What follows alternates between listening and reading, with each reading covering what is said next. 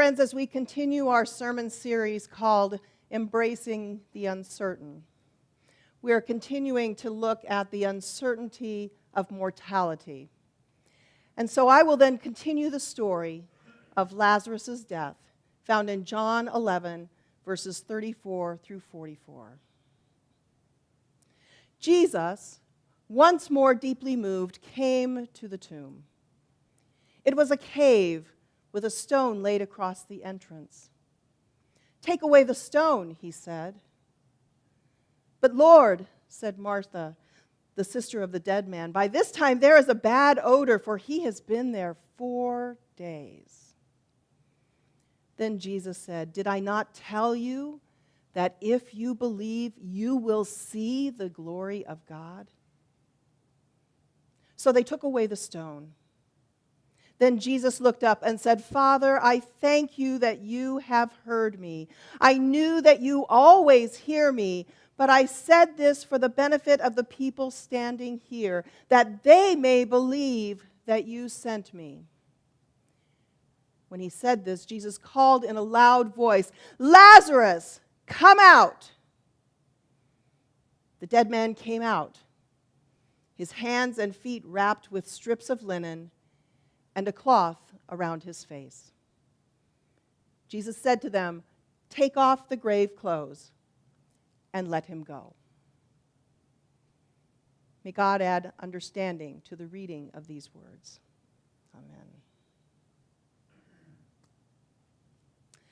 Have you ever wondered what it would be like to live forever?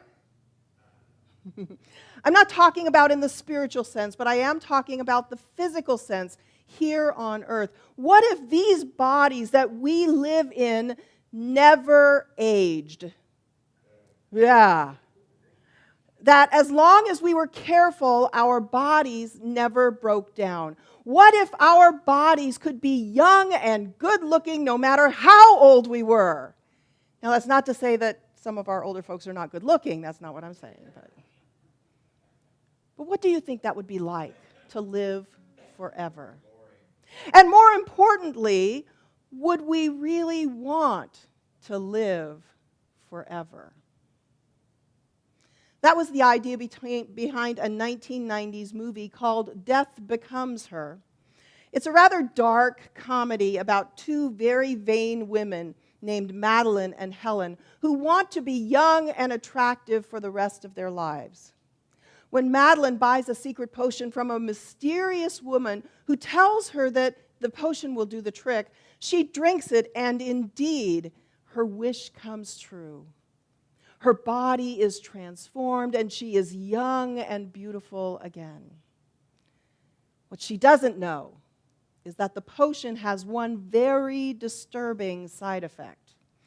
And she discovers this when she falls down a flight of stairs, breaks her neck, and is believed to be dead, only to come back to life in a matter of seconds. You see, the potion's one disturbing side effect is that it keeps the body animated even though it is technically dead. Well, later in the movie, when Madeline overhears her husband and her rival, Helen, plotting to kill her so that they can be together, Madeline shoots Helen in the stomach, but Helen doesn't die. Because, you see, she too bought and drank the potion from the mysterious woman. Well, for the rest of the movie, these two women experience one accident after another, and they try to patch each other up, but the results are less than stellar. By the end of the film, their bodies are a mass of peeling paint and putty. Yeah. But still, they can never die. And if you've never seen the film, and you're in the mood for something weird, see it. It's kind of weird. But the ending is really quite funny. And you know, for me, if that's what it would be like to live forever, I don't want to go there. Do you? So, you know, it's probably a good thing that God created us to be mortal. That God created our bodies so that they would eventually wither and die. But accepting the fact that we are mortal beings and that we will eventually die doesn't take away the uncertainty we have and that we feel about our own mortality. It doesn't mean that we don't have questions about what happens when we die. So what does happen when we die? Do we just disappear into nothingness? Is this life the only life that we have? Or is there something more? Well, when I searched the Q&A website called Quora for the question, what happens when we die? I got pages and pages of similar questions, each with its own multitude of answers. But the one set that caught my attention was this. What happens when we die? The answer to that question is, there is no answer. There are millions of theories about the afterlife or the lack thereof. The only way to find out is to die. So be patient, and you'll find the answers. Well, I think the reason why I like that particular response to the question is that it is consistent with what Reverend De Vega shares in our study book called Embracing the Uncertain. And by the way, I do still have study books available, so if you'd like one, see me after worship, and I'll be happy to give you one.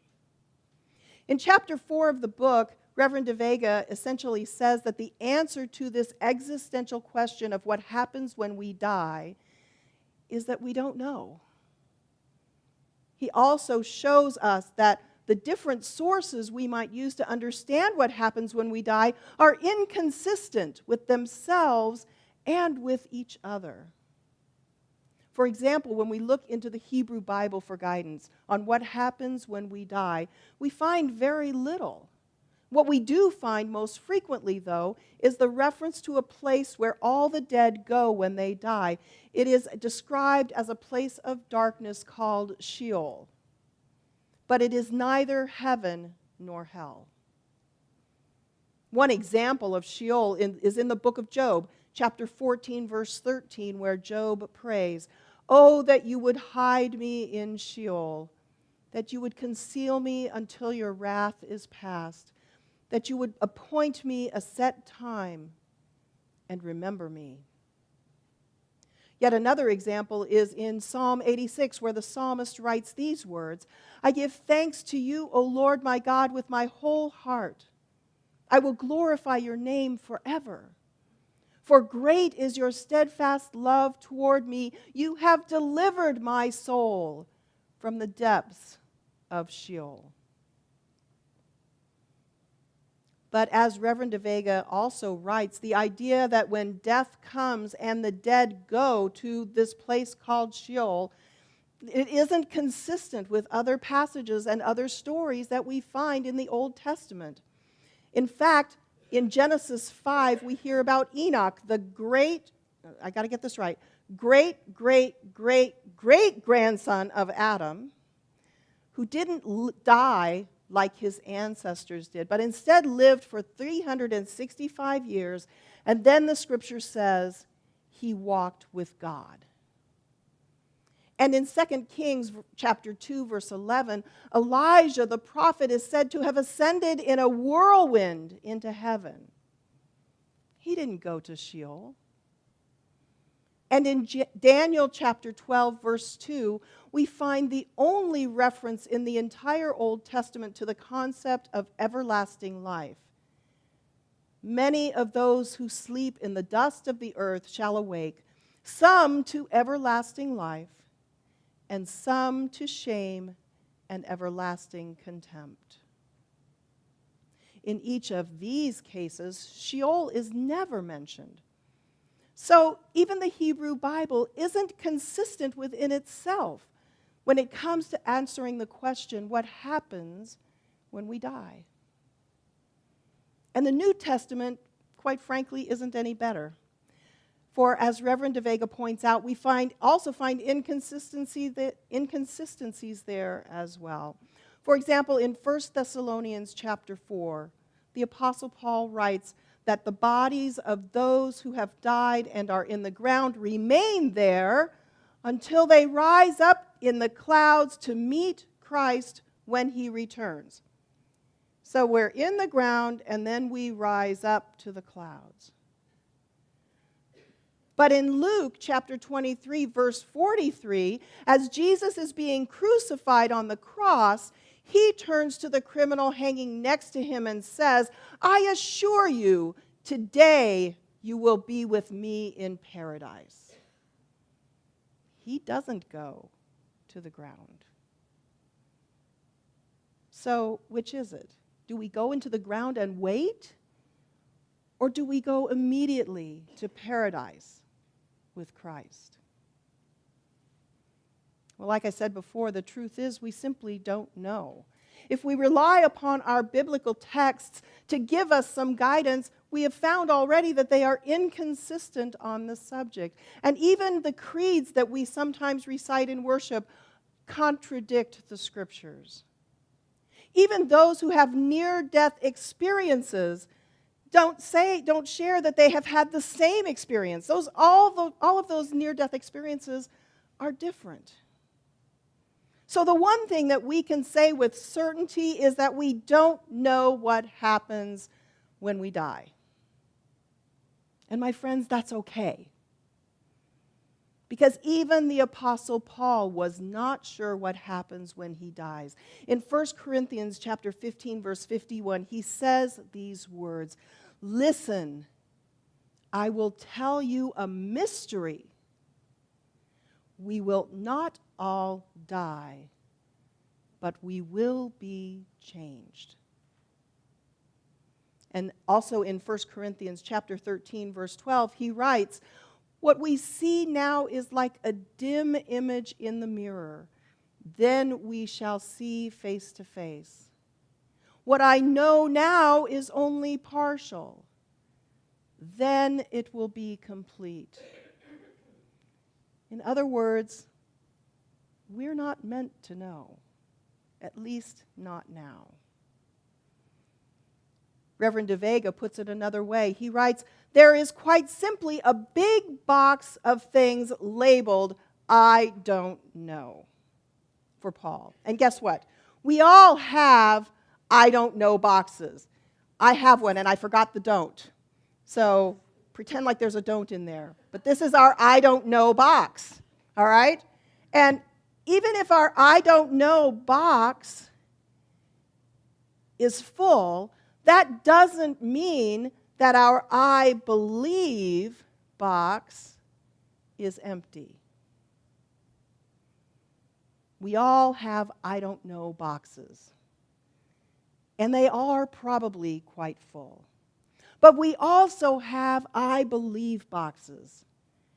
And as people who believe in Christ, those boxes are probably quite full. Because quite frankly, as believers of Jesus, what we believe matters more than what we know, particularly when we're talking about matters of faith.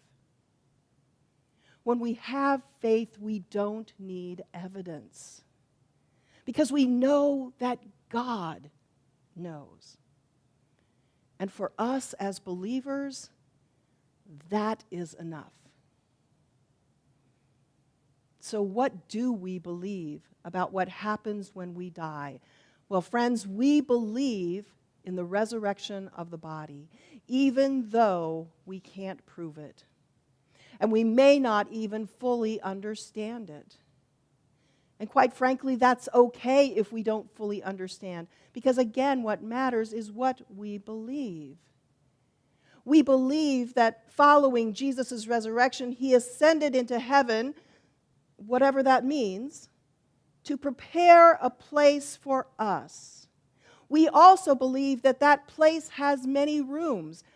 And although we don't know what it will be like, we believe that it is beautiful, paradise, just like Jesus spoke of to the criminal. When Jesus reassured Martha of her own brother's resurrection, he didn't ask her if she knew that Jesus was the resurrection and the life. He asked her if she believed. because believing matters more. Believing is all that really matters.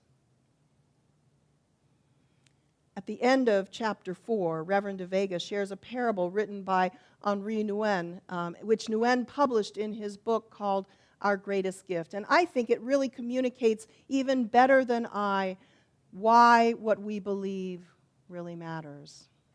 Here's the parable. A set of twins, a brother and a sister, are talking to each other while still in their mother's womb. The sister says to the brother, "I believe there is life after birth." Her brother protested vehemently, No, this is all there is. This is dark. It's a dark and a cozy place, and we have nothing else to do but cling to the cord that feeds us.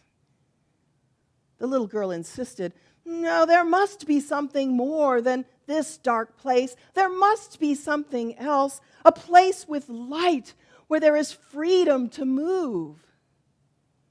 Still, she could not convince her twin brother. After some silence, the sister said hesitantly, "I have something else to say, and I'm afraid you won't believe that either, but I think there is a mother." Her brother became furious. "A mother?" he shouted. "What are you talking about? I've never seen a mother, and neither have you. Who put that idea into your head? As I told you, this place is all we have. Why do you always want more? This isn't such a bad place after all. We have all we need, so let's be content." Well, the sister was quite overwhelmed by her brother's response, and for a while she didn't dare to say anything. But she couldn't let go of her thoughts, and since she only had her twin to talk to, she finally said, "Don't you feel those squeezes every once in a while? They're quite unpleasant and sometimes even painful." "Yes," he answered. "What's special about that?" "Well," the sister said, "I think those squeezes are there to get us ready for another place that is much more beautiful than this, where we will see our mother face to face. Don't you think that's exciting?" The brother didn't answer. He was fed up with his sister's foolish talk and felt that the best thing would be to simply ignore her and hope that she would leave him alone. My friends, sometimes we feel squeezes when we confront our own mortality, and sometimes they are unpleasant and even painful. And maybe those squeezes are God's way of preparing us for a different kind of existence, a different kind of life, because we believe as followers of Christ that this life is not the end. We believe that someday we will be with Jesus in paradise. We believe in the resurrection of the body, and we believe in the life everlasting, even when we have no proof, because believing is enough. Amen.